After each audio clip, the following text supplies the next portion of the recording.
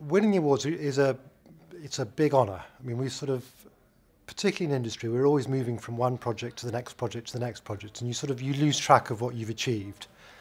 In terms of Crossrail, the project's been running for about 10 years now, and it was only towards the end of it that we had to try and work out what to do with all the information. And the primary reason, we have to keep it for statutory purposes, but then there's the context. So 10 years worth of data on a huge project is of value, and knitting together that data across all the different bits, the program controls, risk, health and safety, is an incredible opportunity.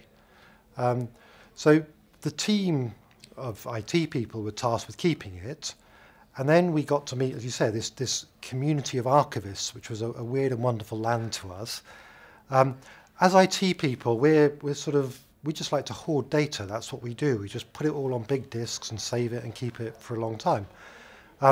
Archivists were the opposite. They wanted to throw stuff away. They wanted to curate it. They only wanted to keep the right bits. They wanted to classify it, all sorts of odd stuff. So the TfL archive team, basically they're going to own the product. So when we're done, we walk away. And the challenge was to leave them with something they can run and that they can understand. And they were the ones that provided the guidance, the rigour, the intellectual requirements around what is effectively an archive system that we've built. And then the IT people, my team, were then looking at all of this amazing cloud technology. So 10 years ago when Crossrail started, there was no iPads, there was no Azure, no cloud, different world. Now we can take 20 plus applications, put them into one consistent format, put a search across it, and then we can use it. So it's a really neat thing, which we couldn't have done 10 years ago.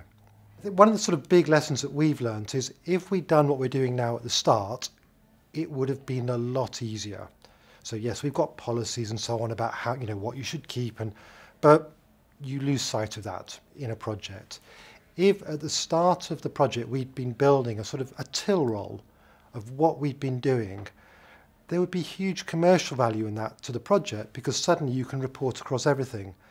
We're only really getting that value right at the end when it's too late for us. So definitely converts. And our challenge now, if you like, is for the next mega project to persuade them to do this at the start, not right at the end when money's tight and people are leaving and you've got to try and rush it out the door.